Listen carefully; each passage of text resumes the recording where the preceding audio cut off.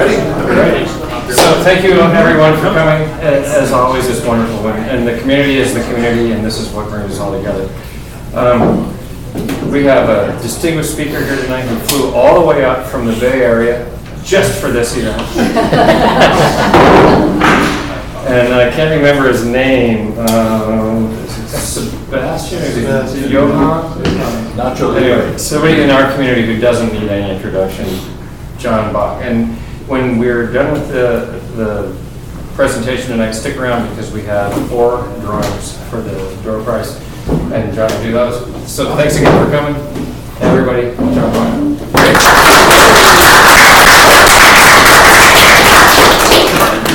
Welcome. I am flattered and honored to have guests in what I feel is my old alma mater here. And Harry, nice to see you.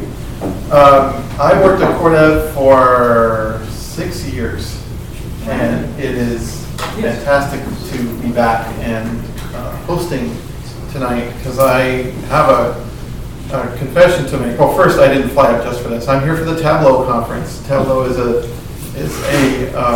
reporting application that allows people who deal with big data sets, especially the making using visualizations of that data. And working for eBay, that's certainly important.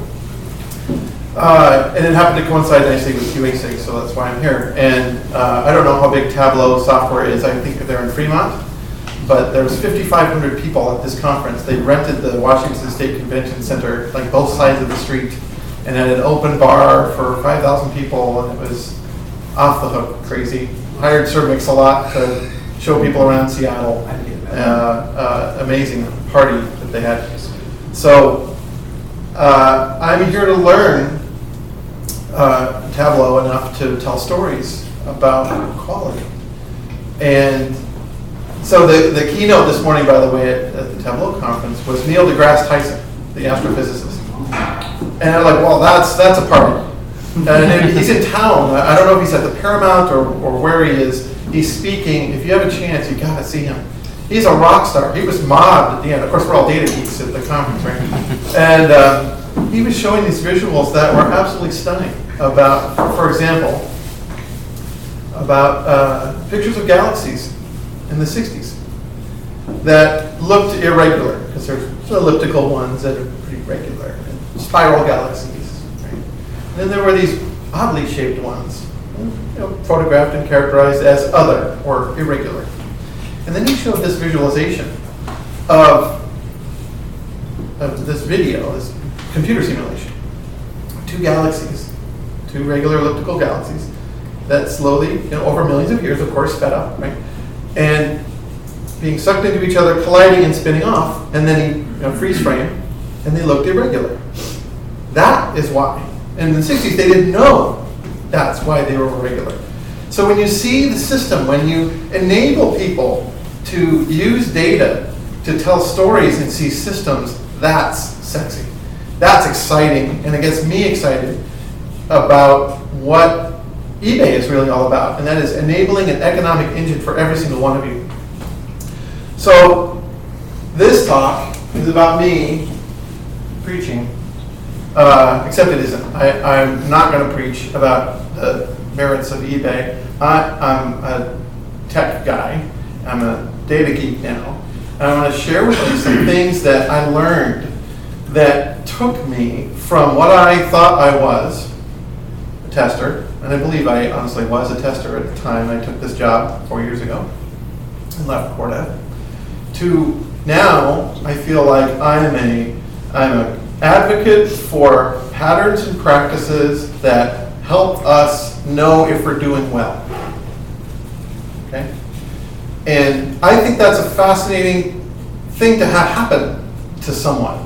To go from, okay, what are all the ideas that I can think of, that we can think of, if we got together in front of some computer screens and said, where are the failures?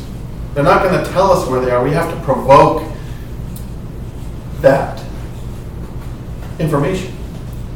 Okay? And that's fun. It's a treasure hunt, isn't it? Right?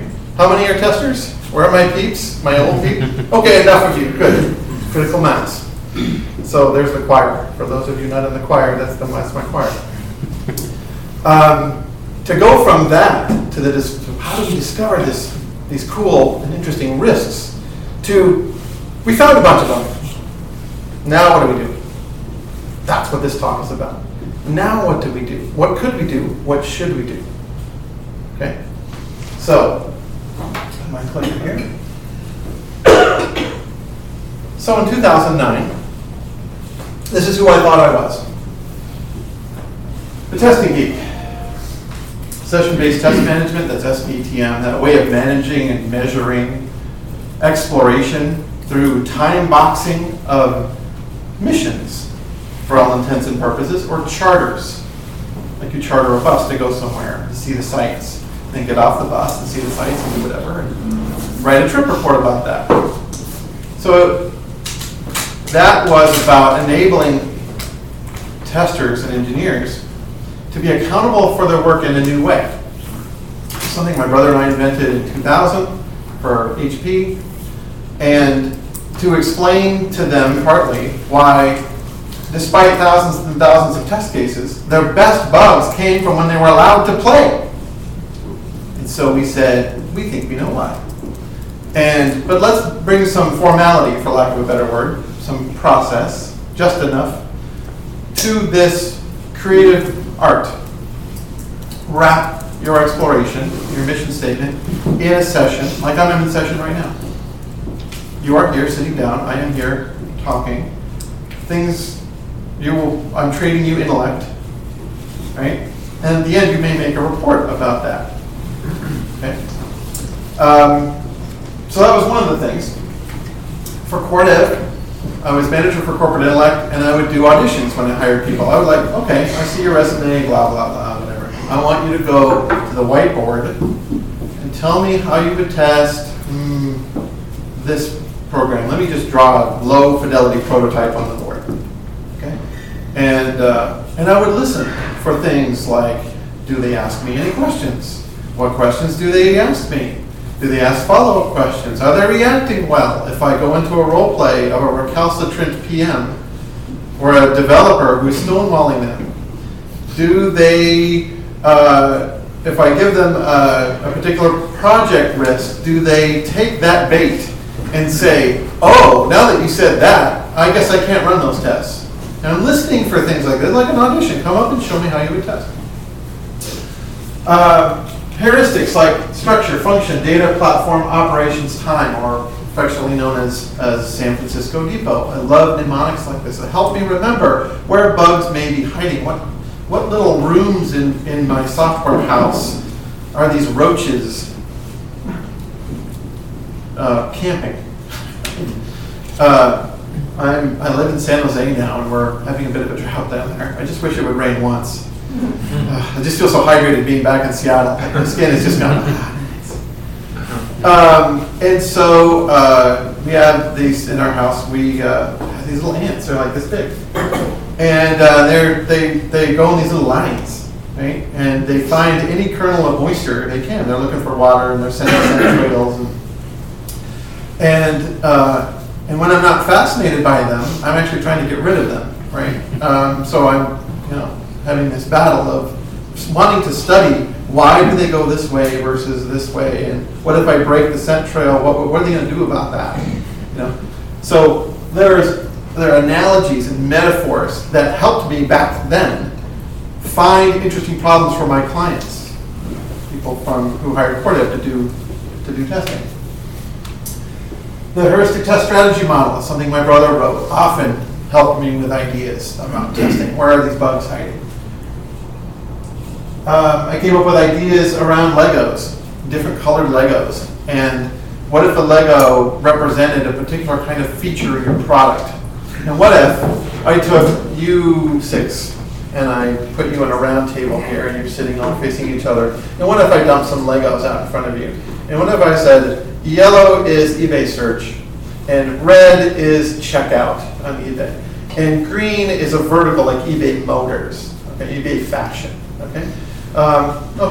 And what I want you to do is take any colored Lego that you'd like, and I want you to write a step, like a test step of a scenario. So for example, you might take a red Lego and say, okay, search for kitten posters. Okay? Then you would write that on a Post-it note with your red Lego, and you would hand it to the next person around the table. And they could choose any color they want after that. And it would go around the table twice, so you'd have like 12 steps. You don't know what each other is going to choose, but you have to build a flow. You have to build a scenario. I thought that was an interesting and engaging way to get testers to think outside of their silos.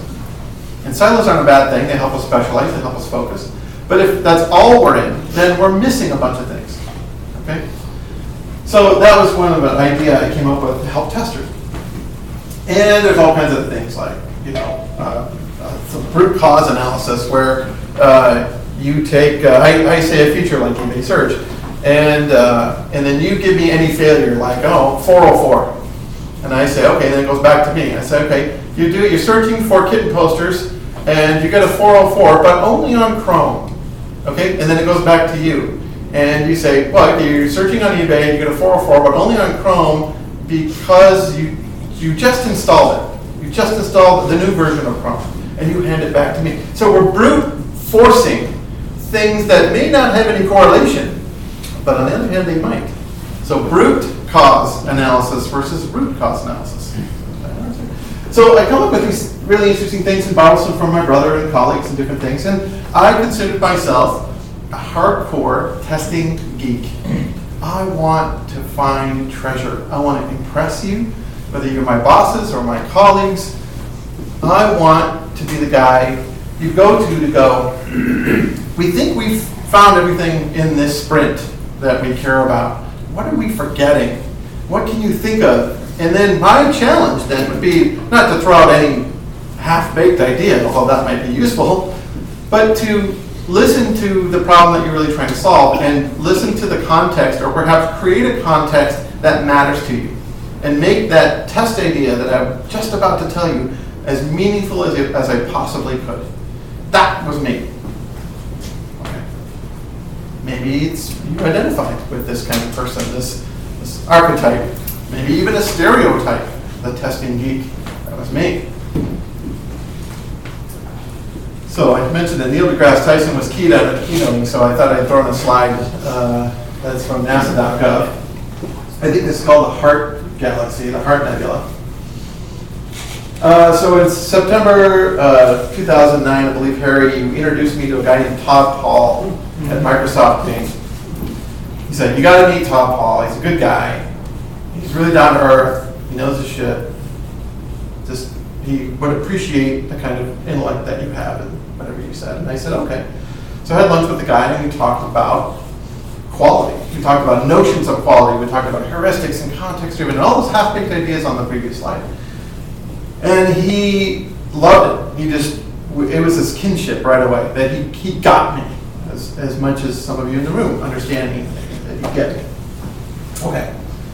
Then later that year, there's a guy I met in 2004 named Jon Bach, who I met at a workshop on performance and reliability, a small peer conference of about 12 people in San Diego. Well, he had hired CoreDev through me to do a project at WebMD, and we started that project. And then a month later, he disappeared. He just left the project. He was gone. And like no forwarding address, kind of gone. I'm like, that's interesting. Okay, and we carried on with the project, and that was that. And then Julian, my friend, my colleague, tester colleague, later the next year, said, hey, I landed at eBay, and we could use a guy like you down here. And then the fourth, to knock it all together, Whopper 2010, the workshop on performance and reliability. Todd, Julian, and John are all there. I didn't know that Todd had left Bing and went to eBay. I knew Julian was at eBay. I didn't know what happened to Jon Bach. He wound up at eBay. So here are three colleagues, or people who know me, to say, what do you think? So I felt like that was a coincidence I couldn't pass up. I had to negotiate with my wife to say we're leaving Seattle, which we love, to go to the Bay Area. At that time, there was no eBay campus in Redmond like there is now, or it's in Bellevue now. So that was 2011, January 2011, I started. And I started as director for search front end. And then a job opened up 6 months later because the current director of live site quality, who had a staff of 2 engineers underneath her, she left to go to PayPal, which is our sister company. And John Bellevue, who was my boss, coincidentally speaking, said, "Do you want this job? It's perfect for you." And I said, "Hell yes, I want that job. What do I have to do to get this job?" He said, "Just, it's yours." And I was like, sweet. So I became somebody who looked at the whole smash, the whole site experience, connected teams, and did reports on notions of quality and talked to customers and all kinds of cool stuff to make testing have more meaning to me. And it was then that I started to not become as much of a tester and more of a quality advocate because I'm looking at the bigger picture now. And then after that, a reorg happened. And I was put on this team called End-to-End Solutions, which actually made automation, which I had rarely done in my career, almost 16 years in testing at that point. We were building an application that helped engineers stitch together flows, like the Lego scenario. Like if you 6 came up with a 12-step scenario, we could actually help engineers at eBay build that flow. And then not only build it once, but have it run all the time. And with fake data, in staging or in production, really cool stuff. That was fun. That was a whole year of building that piece. And then another reorg happened. And that project went a different direction. And I was put into a team called Commerce OS, which is web services. Standardization of certain web services that helped engineers at eBay not reinvent the wheel. Let's use the same APIs and same calls. And so I was kind of a QE/PM. Okay, not a tester at all, but even more of a PM than even QE. So organizing and project management of quality engineers who were building this platform. And then I was lucky enough to have this thing emerge 2 months later, or 2 months ago, where in a group called Global Data Infrastructure, there was a job that was created almost for me. I had met this guy 3 years ago at eBay and stayed in touch. And he said, "We really need a quality advocate over here in the data side, the data vertical." And I think there's a lot of cool stuff going on. And everything I know about what you've done in your career and here at eBay, John, I think you'd be perfect for this. And so far, 2 months in, he's right. It's really perfect for me. I want to describe a little bit more about that role and why I think it might be important for you to consider some of the things that I have to consider now in this new role. Okay. All right. Any questions? Doing good so far? I know it's a little slow. Yes. How did you like with your tester background in your early years at eBay? How did you kind of communicate? Were you communicating to other teams about your testing strategies and kind of, those takeaways where you were in sort of your position there? How did you? Not when I was, my first job was director of search front end. That was just isolated to search front end, but it was all about test strategy and ideas of discovery, right? When the LifeSite job opened up after that, it was more about, as an organization, where are we with the bugs that we've already found? What actions do we need to take? And what strategies are teams using that could be useful on other things? What rules of thumb or what heuristics? What good ideas are out there that could be shared? That was the first foray that I made into helping you not reinvent the wheel you just made. So with things like that. Okay, so now I feel that my role is actually quality evangelist, although I prefer heuristic evangelist, because I don't have to preach that quality is a good thing. It's like, yeah, you had me at hello, right? I'd rather preach about, well, okay, but what about quality? What notions of quality should we consider and are useful in our context?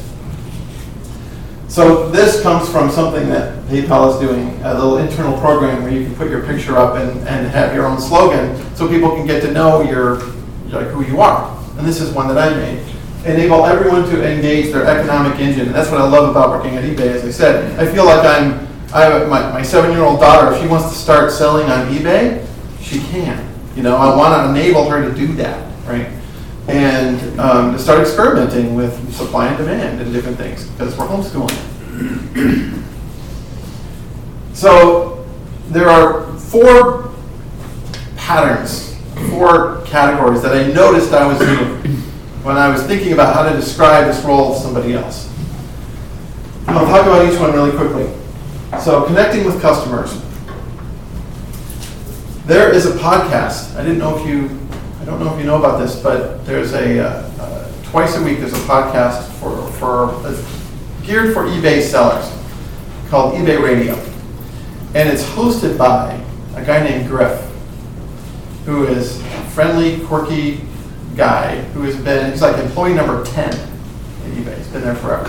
One of the first customer service, I think he was the first customer service guy back before they were called eBay, they were called Auction Web.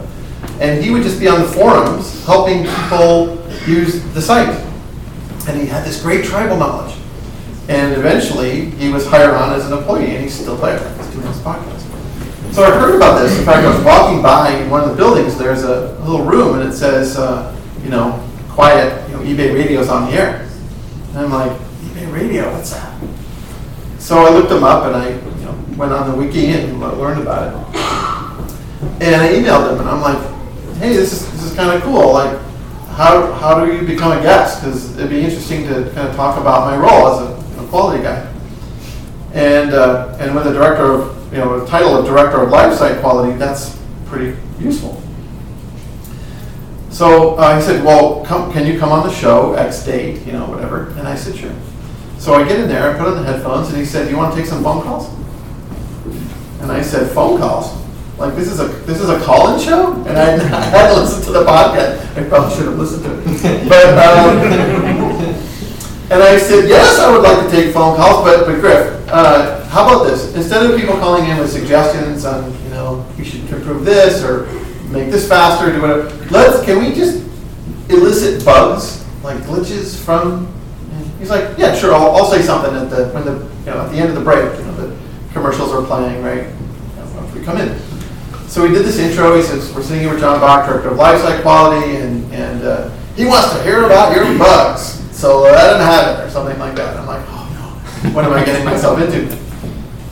And so I described my role for a couple minutes, like I've just done. And he said, okay, opening up the phone lines. And the first call was about a bug, and I knew nothing about. And I'm like, damn it, I didn't think this through. I don't have an answer. But the tester in me kicked in and said, every bug report is like a UFO report.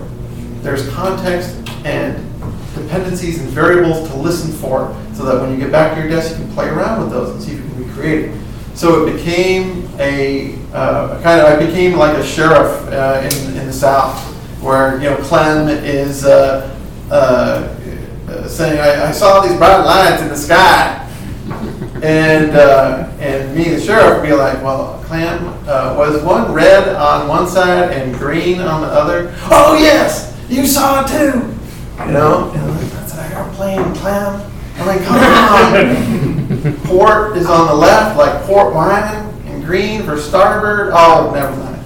But if Clem says, no, it's purple and blinking and flashing in and out and up and down and velocity, going at crazy velocities, me as a sheriff, it's different, right? So that's what I was listening for. So we took 3 calls, I got 3 bugs, and I was blown away. I had so much fun. Like, this is great. Griff loved it. He said, wow, this is a great thing. Let's do more of this. Would you come back on the show and tell us next time where we're at with these bugs? And this is the part where I get really nervous, because I'm like, I work for eBay. I got to be careful what I say. And on the radio as well, like I can't reveal, like what did I say? I would love to say, oh yeah, these bugs fixed, we're going to fix, oh, we're not going to fix. But hey, this is me coming back giving you a report because I believe in listening to our customers. I might get in trouble for saying that. As right as it is for me to feel like I can say that, I should say that, I can't, even if it's true. Because, here's one little example. I would say, yes, it's fixed. I looked at the bug database, it's bug number 8275, and it's going to be released like on Wednesday. So if you don't see it on Wednesday in prod, you give me a call, okay? I would love to say that. But you know what will happen? It'll get on the train to be released, and then something will go wrong with the roll to prod, because someone might screw something up. Or at the last minute, it'll get punted, or it may not make the train to the site. And then someone will, Wednesday, they'll be like, hey, where is this? And then the team will be like, no, we'll do it next week. Okay, so prudence prevails. But, that's the ethos of my role, at least in terms of eBay Radio. So I did this on the show. I actually got permission to talk about the bugs from last time, and was very careful. And then I did this, I think, 3 months in a row, right? And then on the third show, I put on my headphones, and I feel like I know Griff pretty well now. Whole 3 shows. So it's the 4th show. And he said, okay, John, typical thing, and give us a report. Are you ready? I'm like, I'm totally ready, Griff. And I'm putting on the headphones, and then I hear, he goes, you're right after the bumper music. And I'm like, I don't know what bumper music is. I thought it was like an ad or something like that. And it's the Peter Gunn spy theme. It's like, bum, bum, bum, bum, bum, bum, bam, bam, right, like that.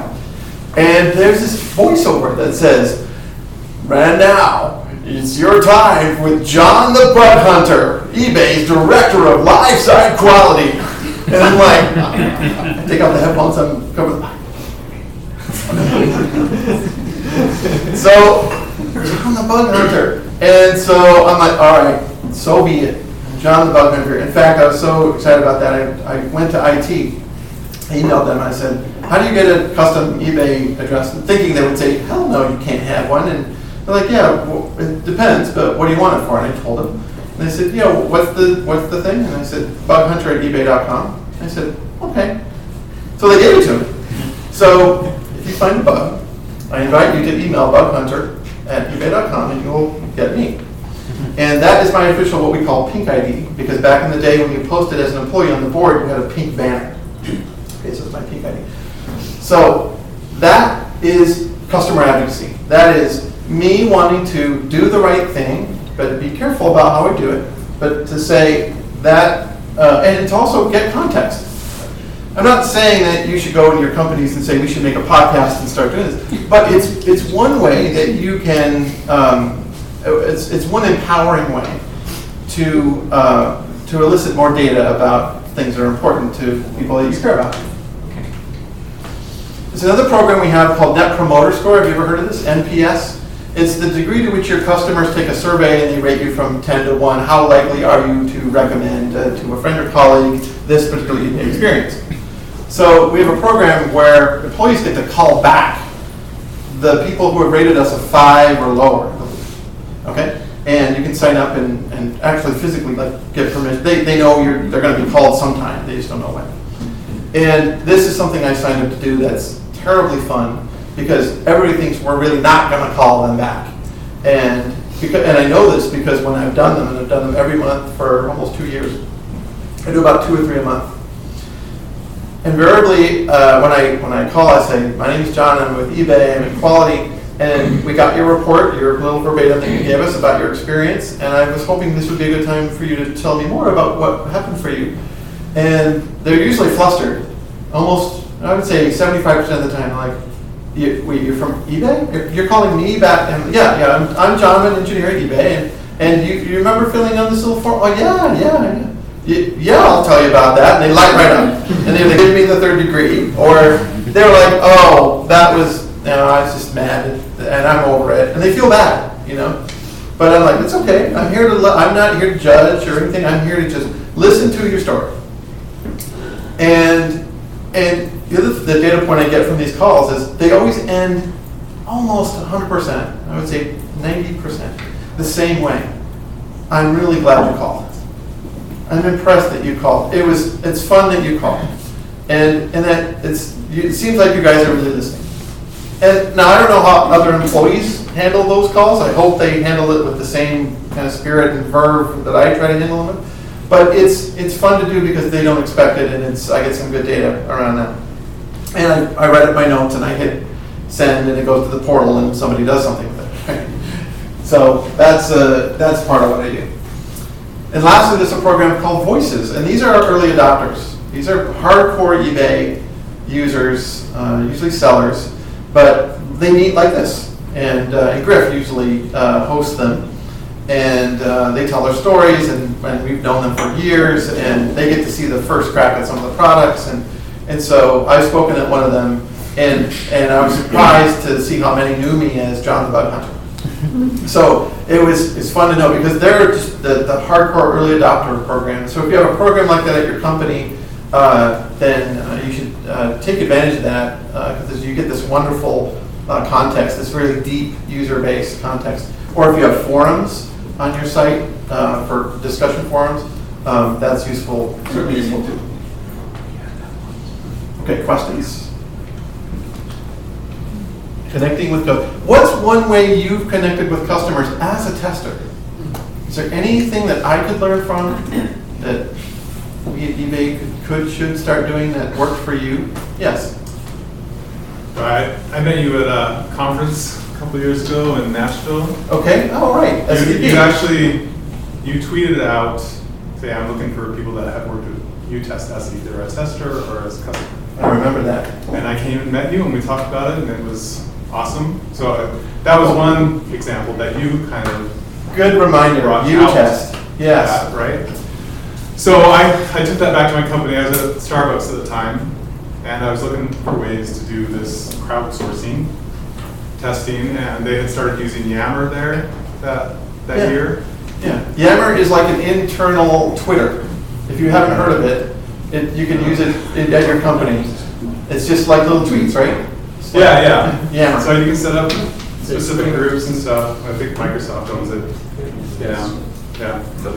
So when that started taking off, people were joining every day. There was a couple thousand people on there. I would go through and follow everybody. Awesome.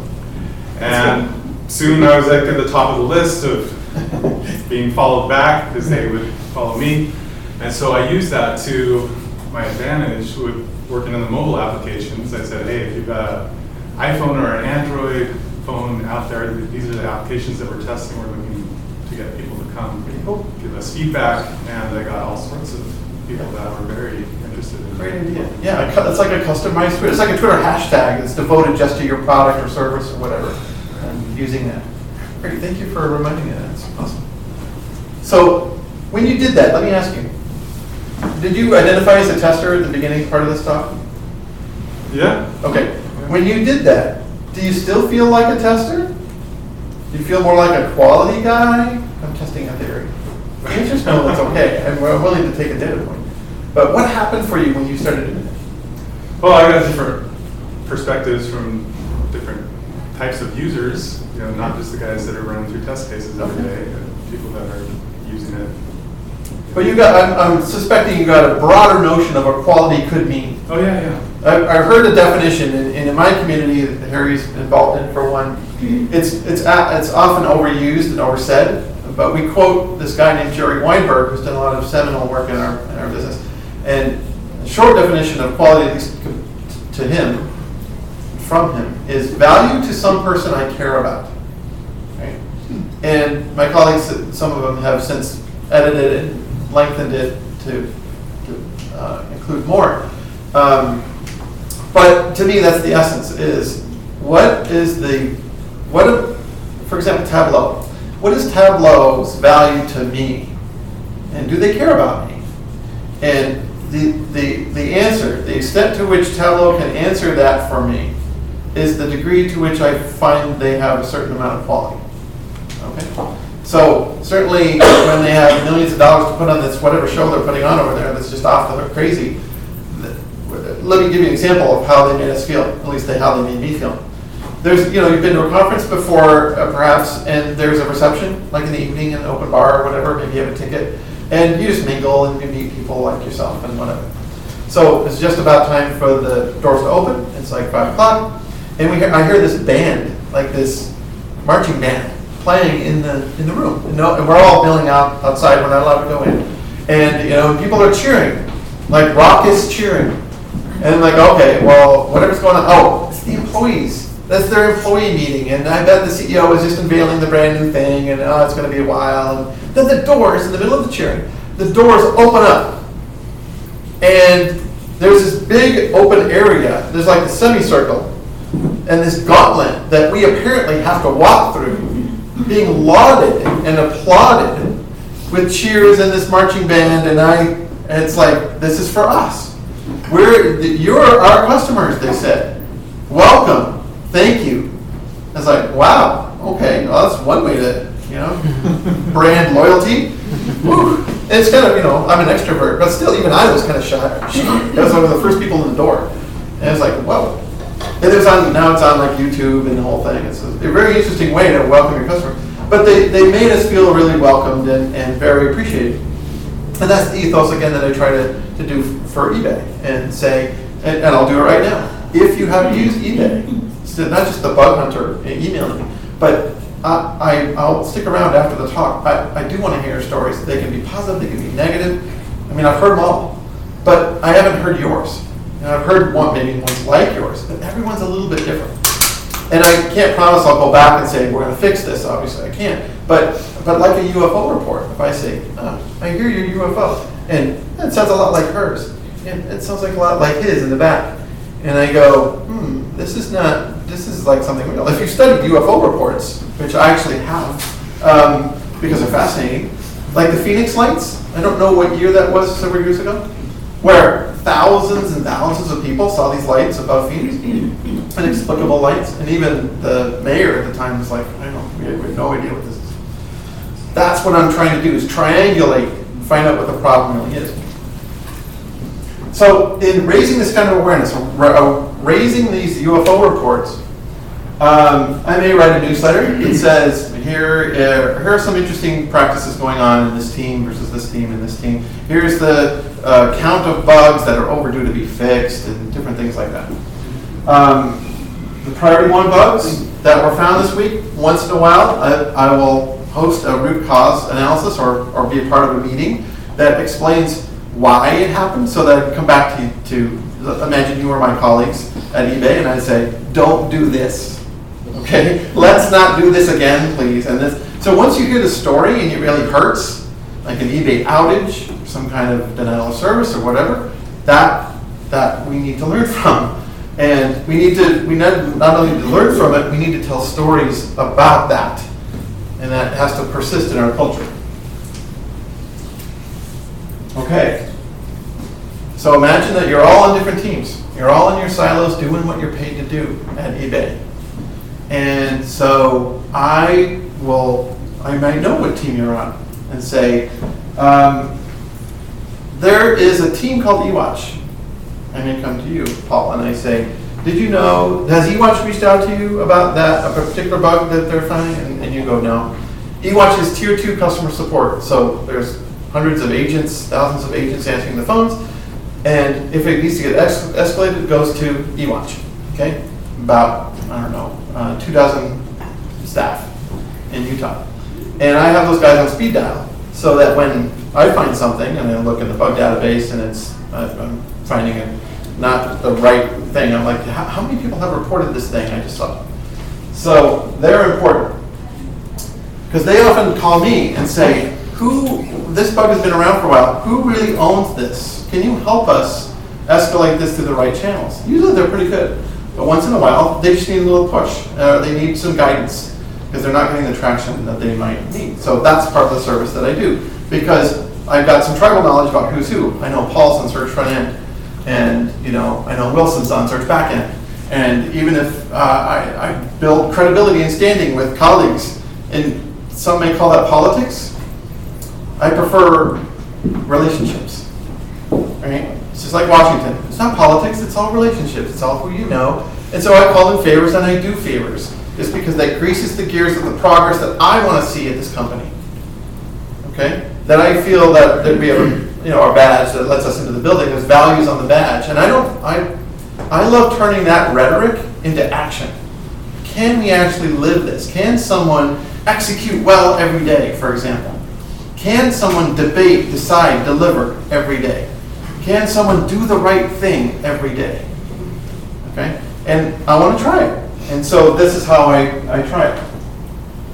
Driving issues that threaten the notions of, are we ready for Q4, our biggest, busiest season? What does it take to be ready for Q4? What are all the teams that need to come together? Now, thankfully, there's a team at eBay called Problem Management. And they do this very, very well. They coordinate large teams and diverse teams. And they have a punch list, and that's what they do every single day. They work with the site engineering center every day, and they listen to bugs and problems, and they take tribal knowledge and make it into a knowledge base. And that's one of the themes that I feel that I do in my work. I take your tribal knowledge and I turn it into a knowledge base of some kind with a newsletter or a wiki, putting all those good ideas together. This less so to lead testing, but before I took this role, I was coordinating bug bashes that focused on exploration. So how many have been to a bug bash before at their company or know what one is? Most of you, okay. So let me guess what happened to you. You got the invite, pizza, maybe even beer, in a conference room that only holds probably 12 people. You showed up, and there was a PM there, or a developer, and a whiteboard perhaps, and people milling around who had beat you there and were eating pizza and getting set up on their laptop, and maybe some instructions on a whiteboard. And that's pretty much it. So you might have spent most of your time getting set up or asking questions or not knowing really what to do, and that took time. That took actually time away from testing. And part of session-based test management is helping people understand that when they do even a spate of exploration, even if I said, let's explore for an hour, okay? Let's just test something for an hour. You're going to do three things. You're going to spend time setting up and configuring your machine. You're going to spend time testing, of course, I hope. And you're going to spend time filing and investigating bugs and reporting them. It takes time, right? And all the while the clock is ticking. You have 1 hour, remember, right?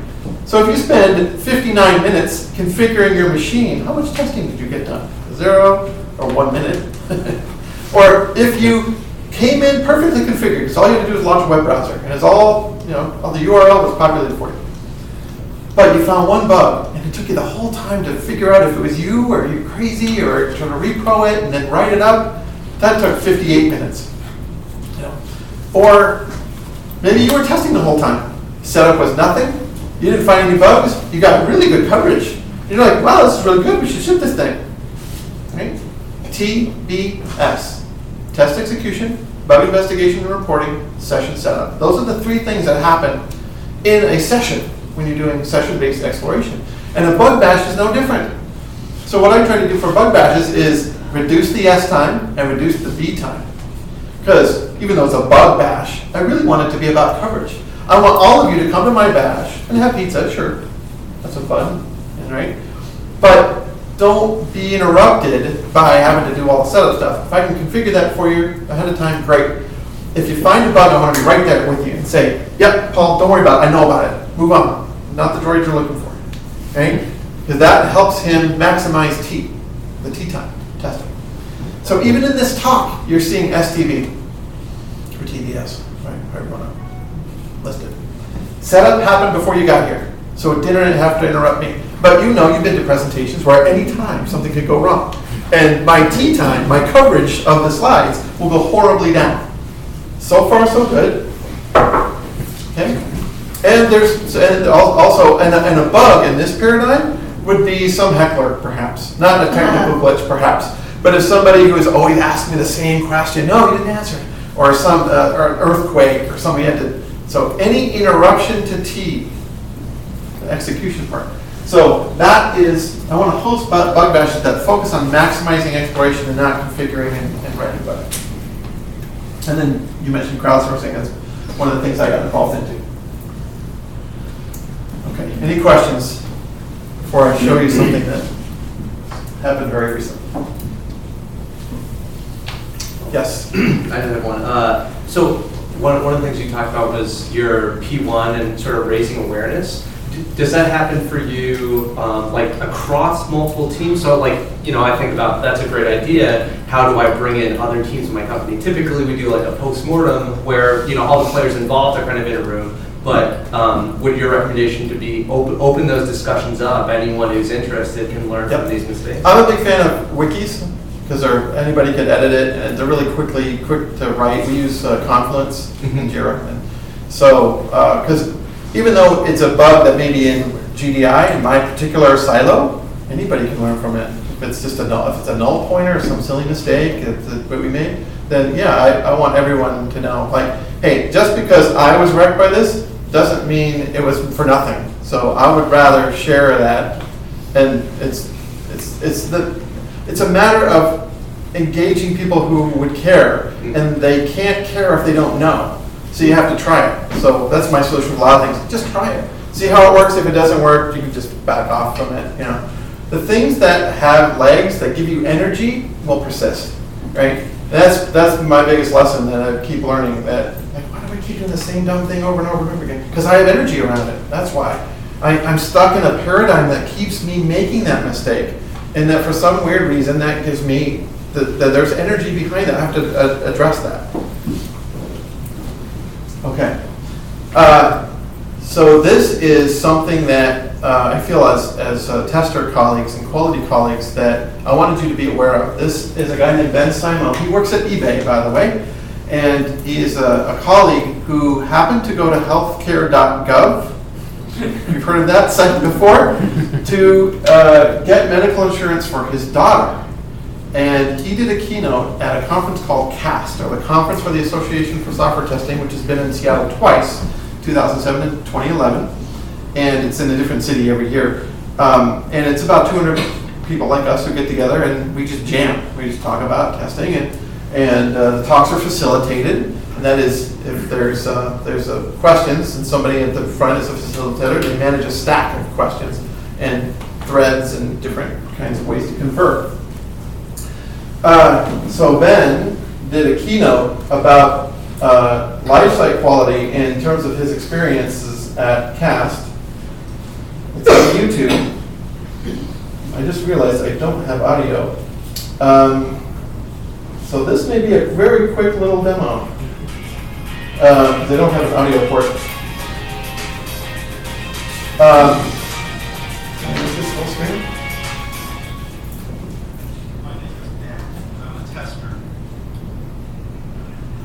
I don't think I'll hear that. Sorry about that. So as Bernie mentioned, last year there was the release of the healthcare.gov website that's part of the Affordable Care Act here in the United States. And I guess the first question I have, does anyone here not know anything about healthcare.gov? Does not recognize this woman? It's Kathleen Posted Sebelius. pictures and suddenly found herself all over the news. So how did I get involved in healthcare.gov? Let's take a look at a short video. I think we have sound. So listen to what Kathleen Sebelius. Maybe if you rotate the laptop towards. This. On the issue of security, there was a security breach that arose recently that I read about, at any rate. And what I think is very important here, because the issue That's the Congresswoman talking. And I think that has been answered, because very importantly, there isn't any health information in these systems, but there is financial information. So my question to you is, has the security wall been built? And are you confident that it is there and that it will actually secure the financial information that applicants have to disclose? Yes, ma'am. I would tell you that there was not a breach. There was a log by a sort of skilled hacker that if a certain series of incidents occurred, you could possibly get in and obtain somebody's personally identified. Isn't that telling? And we immediately corrected that problem. So there wasn't, it was a theoretical problem that was immediately fixed. I would tell you we are storing the minimum amount of data because we think that's very important. The hub is not a data collector. It is actually using data centers at the IRS, at Homeland Security, at Social Security to verify information, but it stores none of that data.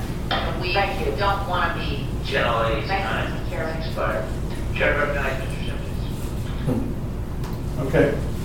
So Ben had written a blog about his failed experience to register his daughter. And he goes on for the next half hour in beautiful storytelling fashion with screenshots and videos of bug after bug after bug on this site. Where she goes, oh, it wasn't a breach, it was a blog. No, it was a series of not tests that Ben ran. He's just trying to be a customer of the site that revealed certain weaknesses that appeared that it looked like he was able to get data about their system because it was right there. He wasn't trying to hack, it just showed him plain text stuff, right? HTML, it's just right in the code about how bad and shoddy this workmanship was. Okay, this really affected me because it tells me about an important aspect that not only does your company have, you have it, and it's one word: reputation. And so I sit here and I stand up here and I'm wearing the eBay hat, and I have to be very, very careful about what I say about eBay, especially this year. So I won't say anything about that. But just know that there are people like me who are incredibly serious about learning from our systems and what we have to do to get this notion of quality uniform for everybody. Certain standards you expect from a company like eBay. What does security mean to you? What does safety mean to you? What does privacy mean to you? And that Ben has this awesome keynote that can go to much, in all the details I can't get into, but with a site we all paid for. So if you have a chance to check out, it is worth the hour to watch Ben. He's a masterful speaker. He's very mild, but it's like all content, and he's funny too. But in terms of lifestyle quality, this is one of those stories that you hear, like, oh, that bad thing that happens to someone else. You go, boy, I hope that never happens to me. This is a cautionary tale for all of us, and I feel bad if you did actually work on healthcare.gov, then go see what Ben was trying to do. So with that being said, here is eBay. And what I always want to know, to the degree that it's economically viable for me to know it, is what is the quality right now? And how would I go about finding that out? How am I doing on time? Okay, pretty good. Okay, so you saw the homepage, right? Did you know that the homepage is 1, 2, 3, 4, 5, 6, 7, 8, 9, at least 9 teams? Okay? Sound familiar? Silos, everybody specializing, everybody doing what they're doing. And this is why you might come to me and say, hey, here's a screenshot of something I found on the site today. And you may say, oh, I filed it as a bug, but I'm about to file it, but what project do I put it in? And I'm like, based on the screenshot, I think it's customer-to-customer selling. You should put that in. And furthermore, I sent it to Pradeep. And tell him I sent you. Kind of thing. Or it could be something like, we have a program called Be the Customer at eBay. So you can email a certain email address for internal employees. Email that address, it automatically kicks off a MAPI interface or whatever it does and just puts it right into the database. And then it can be triaged and acted on. So that's a way to encourage every employee to not have to reach out to me anymore, actually, and just file it yourself, and that they've all worked that out. But you can see that when someone says, oh, I found a bug, then I always have to say, well, tell me more about that. Tell me more about what you found, because it may depend where it goes. So, but also depends on some certain heuristics of quality. So I mentioned Net Promoter Score, and there's also metrics about how many bids per day, listings per day, call volume and duration, and different things like that. And then from you, the customer, I can go and there's a feature called Tell Us What You Think on the site. So if you do a search and you're looking for a razor, that's a classic one. Because we have to know what you mean. Do you mean razor the scooter? Do you mean razor the razor blade? Do you mean razor the phone? So we show those to you, and you may be dissatisfied with the search order that we gave you, right? So you can click on a button called Tell Us What You Think, and then it'll lead you through this little thing that'll give us information. Microsoft used to do this years ago with when your XP crashed. Did you want to tell Microsoft about this? And I thought, oh, they don't. It's going into some database somewhere. They never look at it. They actually, I knew some people that actually looked at those. And like the stack trace and the whole thing. It's pretty cool. So Twitter hashtags, again, reputation. I'm always on the lookout for a reputation collapse event. I just heard Neil deGrasse Tyson today, right? So I'm looking for like, extinction level events, things that will either kill us right away or will slowly kill us if we're not careful, right, over time. I mentioned eBay Radio. This is an example of an email that I got. They attached a screenshot, and he's giving me context. I can't get these selling reminders to go to the top. The arrows don't work. I can move sold and unsold. I can sell, even set the default, but no luck. By the way, they know, because I say it on the radio, that I want to know your config, Windows, Mac, what browser you're using. And I have all 5 browsers on my toolbar: Opera, Safari, Chrome, Firefox, IE. But they also say, the font size is too big. When I zoom out, it's too small. It was a better size the way it was before. Interesting. Before what? Did we just push something or roll something? I sent a message to the team through the what do you think? That's it. Excellent. They're telling me they use the what do you, tell us what you think. Now I can query that and cross-reference. I can figure out what they're really talking. Now I can push back with more details, but if I don't have to, then I won't. So that's a really good way to close the loop and get notions of what lifesite quality is. More stuff about reputation. There's a discussion forum. There's a tweet someone was not happy with us about. There's something called e-commerce, EKG, which makes reports about, hey, is it just me or is eBay down? There's something called, there's an app on your, at least it's in the App Store. I don't know if it's on Android. It's called Down Detector. One word, Down Detector. And when Charter, our cable or internet company, was down, I thought it was down. When I booted the router and it was still down. I had downloaded this app, and it's all kinds of things. And eBay's on there too. Is it down? Is there telemetry out there? It's social zeitgeist. So it's a really interesting way to talk on quality there too. Oh yeah, there's the survey. There's tell us what you think. Sorry, I put these in the wrong order. There's some radio buttons. When they click that, very effective. How effective was this eBay page in helping you accomplish what you came to decide to do? Effective. These are 0 to 5, and then verbatim and submit. So I can learn from those. I can also look at what Etsy's doing and Amazon is doing. It's just a competitive review. I'm not testing their site, but I'm like, they're interesting. Their pictures are that size, or their price, their strike through is smaller than ours, something like that. Just to once in a while to check in to see if there's other things we should be aware of.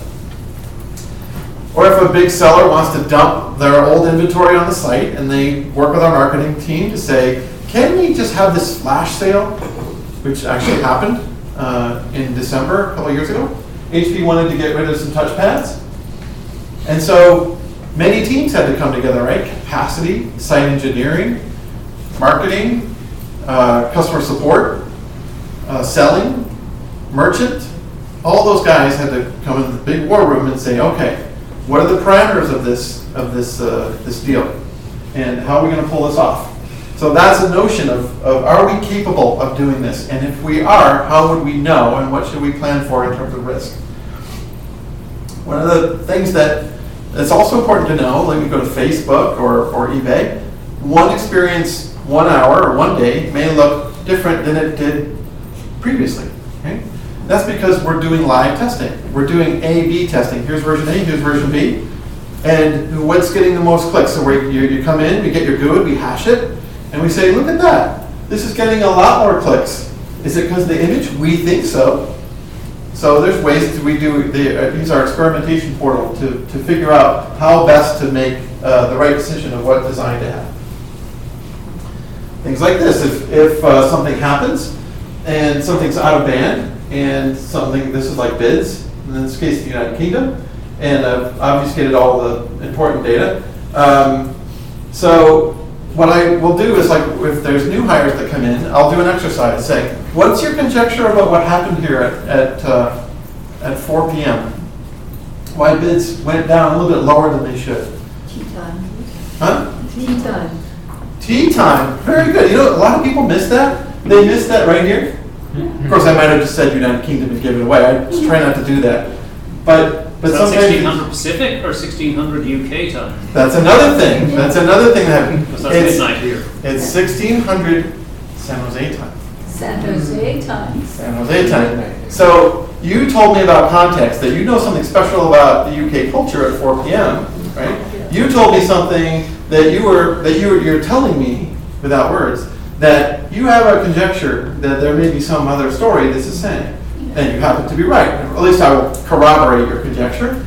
It is that, confirm your conjecture. So it's 4 p.m. San Jose time, which is, what time is it in England? In Midnight. midnight. And as quality professionals and as electronic professionals, what happens at midnight, except for everything in the world, right? Garbage collection and, yeah. Well, what time of year it happens, because it could be 11 or it could be midnight. Very good. That's right. What time of the year? This happened to be, I think it was in December or something like that. And so we have this conversation, and I love it because I get ideas and about the next thing to troubleshoot. And so I've done this for a couple times, and that was it. And I moved on to the next slide and whatever. And then I think it was a new hire. They said, "Well, wait, John, did you see the part of the graph where it goes up?" And I'm like, "No, it doesn't go up. It's a step down graph." They said, "No, right here." I'm like, "It goes up. It goes up. It goes up a little bit." That suggests that people retrying, can't do it. All of a sudden they can do it. There may be a little backlog, a little queue that bump. Now we get this little spike. It's almost indiscernible, but this one person found it. So no, I honestly don't know the backstory about why this really happened, but I do know the most prevailing conjecture, because I lost sight of the thread when this happened. But I know that there was a guy at the back of the room who was doing some research on a program in London, in and around London, by British Telecom called Fibre to the Street. And there were some complaints over those days that British Telecom was dropping packets at midnight. But it was forgivable because in a few minutes you could try again and it would all go away. And that makes sense for eBay when you're trying to, bid and you retry, and all of a sudden it's like, oh, okay, it must have been me. No, in this case, it might have been British Telecom. Now I don't know for sure, but it's a great conjecture. So not eBay, it's not you, and maybe it's a third party in the room. So again, a notion of quality. Now, does the customer care who it is? They may think, oh, eBay, come on, you're killing me, when it's not us at all. It may be some third-party provider like, Pitney Bowes or even USPS.com. So I do this kind of, one of the techniques I use is called transpection, and not inspection, but transpection is when you walk a mile in someone else's shoes. And here I'm working with Elizabeth Hendrickson and Matt Barcombe and Alan Cooper, who wrote a book called The Inmates Are Running the Asylum, and another one, about user interface design.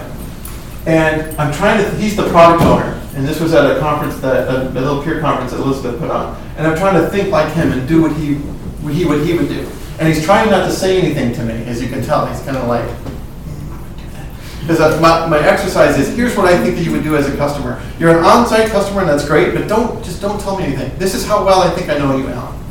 Okay? And that has a magical effect, because Alan gets to know how I misunderstood him, because we're trying to simulate him not being there. That I'm in my office, he's in his office, what bad things might happen.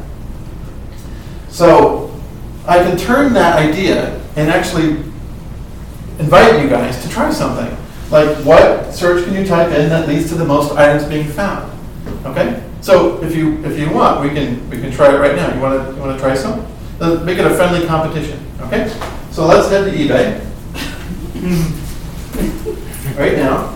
Has anyone seen me do this shtick before? I've done it before. Even if you have, it's going to be completely different this time. Okay? All I want you to do is tell me what search term I can type in here on the live site that you think would return more results than any of your other colleagues in the room. Go ahead. Just yell them out. Are you limited to having to enter at least one character? Can Whatever just you click want to search? tell me. Yeah, whatever you want to tell me. Huh? Black. Black. Okay. All right.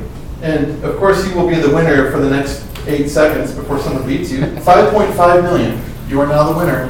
Can you dethrone her? Sale. Huh? Hand. H-A-N-D? H-A-N-D. I'll have to talk to you about that. I've never heard that before. You have to tell me why. Nope. How about sale? Yeah, sale. Yeah, sale or discount. So even though she hasn't been dethroned, listen to what's happening. Ooh, hear that? Shared cognition, right away. And you're developing ideas based on someone else's ideas. You don't even know you're doing it. Maybe you do. But this is what's fun to do this with new hires especially, right? Done it with PMs, done it with PD, product development, done it with testers, done it with customers, done it with people like you. And so on we go. But listen, we're also learning about the site. Are you looking for, this is a little banner we have, items to buy on eBay or information about how to search, because we noticed that some people would type in account. They want to look at their account. Of course, it didn't work. It would bring up items that had account in them. And we got savvy and we said, what if we put a little banner up here and they go, yeah, account. And they could click that and go to their account. Okay? So I didn't know we did that until I did this stunt. This is why it's exploratory testing. I'm like, when did we put that in? That's so hyper cool. All right? So as we explore, we're getting fast feedback. We're developing new ideas and going, ooh, based on someone else's great idea, or maybe not. Someone else's bad idea could give us a good idea. Someone else's good idea could give us a bad idea. Bad only in terms of, well, that wasn't very useful, right? Okay. So, What happens if you type in new? New. Now, that's a great one, and that gets to the all-time record. That's what I thought. The all-time record, and again, we're learning, Brian, about this, that you know that there is a spectrum between it giving you results and it not giving you results. So where's the magic number? Can you do a bisection search? But we don't know what this number is. Is it 100 million? Is it 10 million? We don't know. We need more data. Okay? So the site is always telling you something. So these little tester games, and by the way, I've coined a term for this, and I call this open book testing. Just like an open book exam you had in university, college, whatever. And if you've had one, show of hands, have you ever taken an open book exam? Yeah. Wasn't it harder than the closed book exams? It was harder because, I think, you had to marshal your resources, you had to manage your time, you had to find the best possible answer you could, as opposed to just knowing 42. Got it, closed book, What's the meaning of life in the universe? 42. Next question. But it's like, how many ways could there be meanings of life? Oh, how many, what are you talking about, the Bhagavad Gita and the Bible and the Quran and all? Okay, well, I'm going to need some research here. What kind of answer you're looking for? So when I say, how many ways are there, really what I'm asking is, how many different ways can I discern from you and learn from you how there are to expose interesting problems in search? I came up with this idea when I was a search director, and it was like my first day on the job. And I'm like, I got all this stuff to read and learn. Why don't we just have some fun with this? Let's have a contest. And so the winner, by the way, showed 88 million items. Hey, John. And, yeah. Can I ask a question? Yeah, sure. What happens if you type in the $sign? I have no earthly idea. Just tried that, actually. We're about to find out. You're about to find out. Is that supposed to happen? Yes. Okay, and I wondered If why. it's ambiguous, this is called all caps, all categories, and we say, we don't know what you're looking for, maybe you need some help, right? So if you put in a single letter like A, B, or C, you'll get millions of hits, but if it's that particular, it's ambiguous. Okay. In my early days, I think I inadvertently created a flash mob by tweeting this exercise, and I think I inadvertently invited some ne'er-do-wells to bring down. The site actually didn't ever went down, but I noticed on my machine that when I tried some of these ideas, it got slower and slower. I was like, oh man. So I think since then we've done a lot of different optimizations around search. We have a brand new search engine, and so I think it's behaving much better.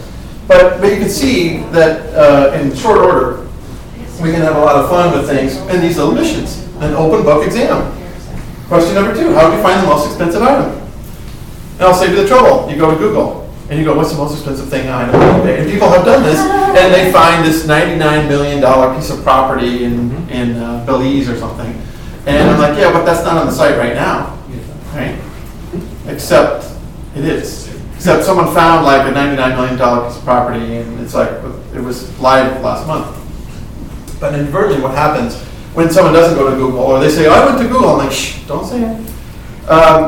They try things like jewelry, right? cars, airplanes, real estate, okay? Then, okay. Then they see items like, well, 9 million and 10 million. But wait, how do we know we're done, right?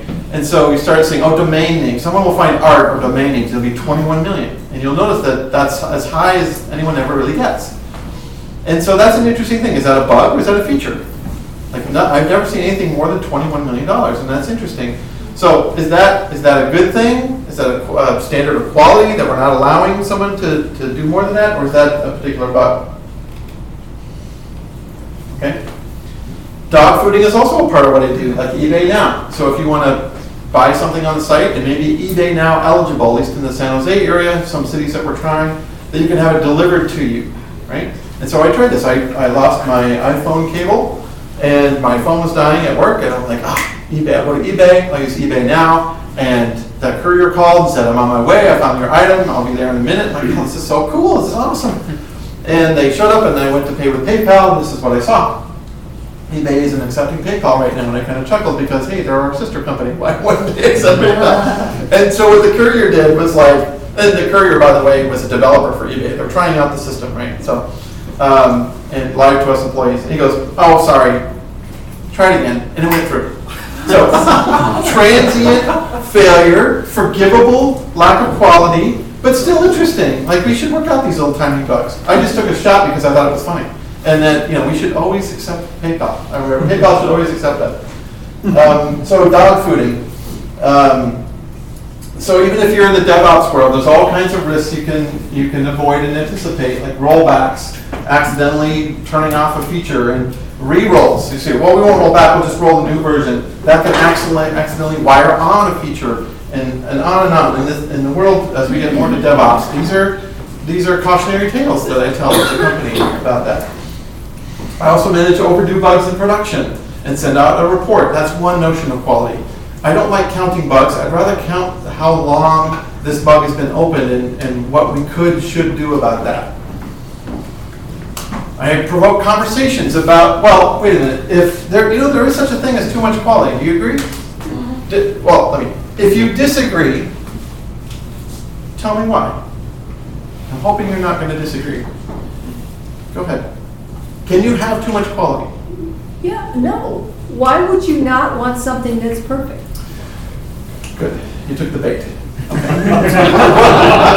What car do you drive? I'm on the Civic.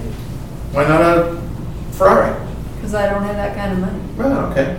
Would you, if you had one, would you buy one? Probably I'd buy a Mercedes but yeah, if I could afford it, I'd have a snazzy car. Okay. But the problem is, we always can't afford perfection. So we settle for the best possible optimal value. Okay? So, ever written an email before? Yes. How do you know when to send it? Okay? Is it when you've done spell check? I never do spell check. I just kind of scan it. Okay? I always. Okay? It's automatic. I have it turned on automatically. You're sending an email to me, and I say, this is great. I want to forward it to our CEO. Would you say okay? Maybe, maybe not. Depends it's enough. On what the subject is. Exactly. It depends on what it is. So it's good enough for now. Good enough doesn't mean mediocre. Good enough means not more quality than I need. Because more quality is a waste of resources, right? And I could have played all of Ben Simon's keynote. Too much quality. You don't need to see. I want you to see it on your own if you want to. But it demonstrated the purposes I wanted it to demonstrate, and then move on. And we all do this. We're all economic consumers. But yet, if further time and effort is important, and we have it, let's use it. Okay? So there's this bar that goes up and down depending on what it is, right? Like if I haven't eaten all day, and all there is some stale saltines, I'm going to have them, right? Well, if there's a steak right next to it, I'm not going to. I'll choose the steak, please. Right? Yeah, but who decides what's good quality? When I use a piece of software and it fails me, to me that's a horrible thing. That's precisely my point. Whether you liked it or not. Who decides? Whether you wanted to save a buck or not. It's an existential question. It is a question I can't answer. It's a question that says, I don't want to be the guy that says, it depends, huh?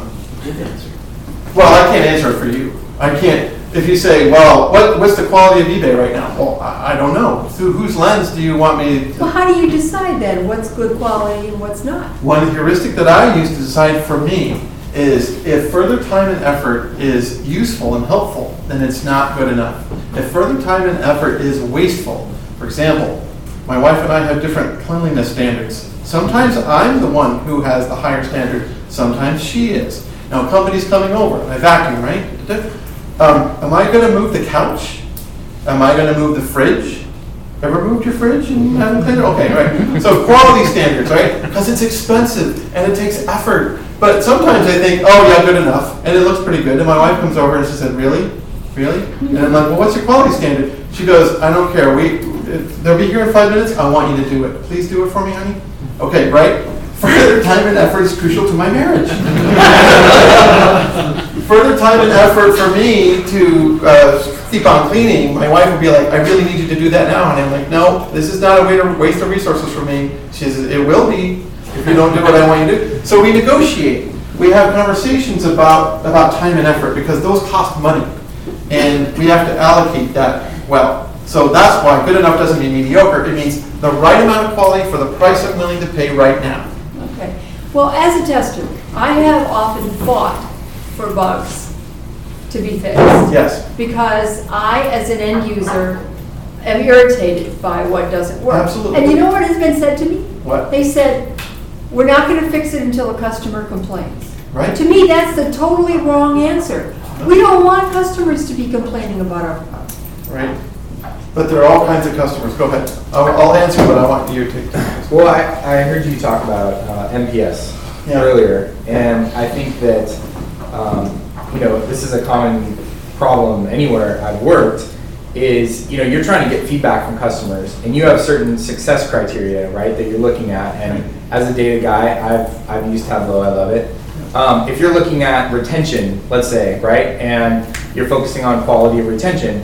Well, if you have a certain metric that you're trying to get to, right, and it's like, boom, we finally got there, and our NPS is really outstanding, or we're at a 5-star app, it's like, all right, like, we have attained some level that we're really proud of. Yes. And so that's a good way, at least I've seen, that can really help drive that. Like wonderfully said. Right? Wonderfully said. 90% of your test pass. What does it cost to get to 100? It's an exponential curve. Even if you define it very rigidly, it may not be worth that extra 10% because you've met a certain bar. You've met the bar. You're applying for a job, okay? And I'm interviewing you, and I see grace and tact and brilliance, and I see heart and chutzpah, and I see technical skill. And I'm going to go, okay, am I going to start asking you now even further questions because we have more time on the clock? No, I'd rather hand you off to someone else who can ask a different set of questions they care about. So when you go to a job interview, we're code. We are code. We are programming. You may not know that my mother and I are having a hard time right now, and it bothers. It's like TMI, right? Mm-hmm. But we're all made of stuff that affects and triggers us, and no one needs to know until it comes out in a dysfunctional way. If you say we're apples and I fly into a rage, that's not your fault. That is something that's latent in me. I should take a look at, right? What apples? What happened to me as a child with apples? But the cost of fixing that may be years of therapy. The word, apples doesn't come up very much. I don't know, unless it's some kind of hypnosis thing. So this slide changes and frames the way I do my work. Can I go home today? Have I provided enough value to the company? And sometimes the answer is no. It's 6 o'clock, but I can't go home because we're releasing today, and I'm on point. Or it's 6 o'clock, and we're releasing today, but it's my anniversary. Further time and effort is crucial for me to it's a waste of resources. I need to be home because that's a different value system. So it's qualities to somebody that I care about framed in this particular economic way. So just in closing. And I'm going to stick around and we can talk more if you want, but I'm going to release some of you that want to go. So there's all these notions of quality, like choosing a bug of the month and doing these desk one-on-ones where I learn about what someone has invented and what they're working on. So I go to have another desk one-on-one with someone completely different and go, hey, you may need to know that this guy has a solution I want you to know about so you don't reinvent the wheel. But sometimes it's, if you don't get VP support, it isn't going to happen. Other times, it's because I told you to do it, and you're like, hey, I owe you one, John, you're gonna do it. In the middle is your influence. And that is, I want to underscore that. There's stuff I want to do because I want to do it, and there's stuff the VP told me to do. In the middle is your influence, and this book changed my working life, and you should check it out. Even if you only look and flip through the pages or go online and do a Google image search to find this. Because this framework explains why you do what you do and why you can't, where you may not be successful influencing someone else to do something. Because you may be thinking, well, if they don't want to do it, I can't do anything about that. Wrong. There's other ways. It's not just motivation on this axis to consider, but it's also someone may not do something because they're not able to do it. They really want to do it. They can't do it, like a fire alarm. They really want to pull the fire alarm. There just happens to be no fire alarm right now that I could pull. So I can't do the right thing. And so why didn't you pull the fire alarm? Or positive peer pressure. There could be a way that you could influence someone to do something because you appeal to their sense of values. There's all kinds of ways that you can influence the qualities of the conversation that you say, hey, this is important to me. And by appealing to someone who says, oh, if you provide me the right environment, I'll totally do that. Make it easy for me to do that? Absolutely. And that's what automation is supposed to do. So back on your desk tomorrow or Monday, there's these notions of SLAs and observing your people around you and having like a desk one-on-one with somebody. Learning about operations and what they care about, what are the stories they can tell.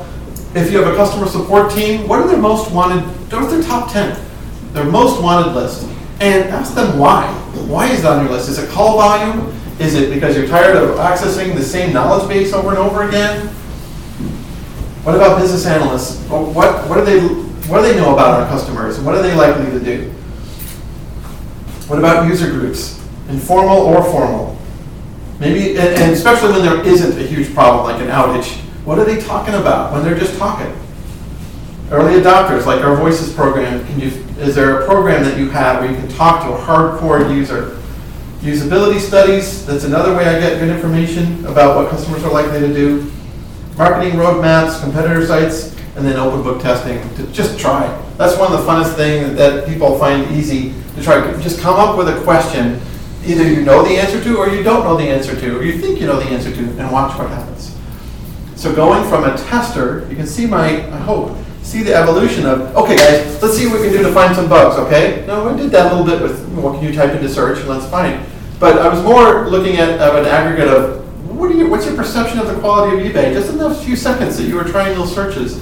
I'm more interested nowadays in the bigger umbrella of the reputation of our whole offering as people look at through the lens of good enoughness. And I hope that there's a word or two in here for you to bring back to your desk about that and start thinking more systemically. And so however this hit you, I would love to know, bughunter@ebay.com, or stick around and let's talk, okay? Anyway, thanks for coming. That's my time, and I'm Jon Bach.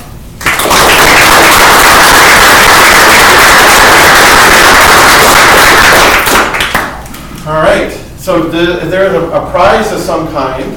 If I have a Core Dev employee who has a drawing, Audrey, is that? It's not.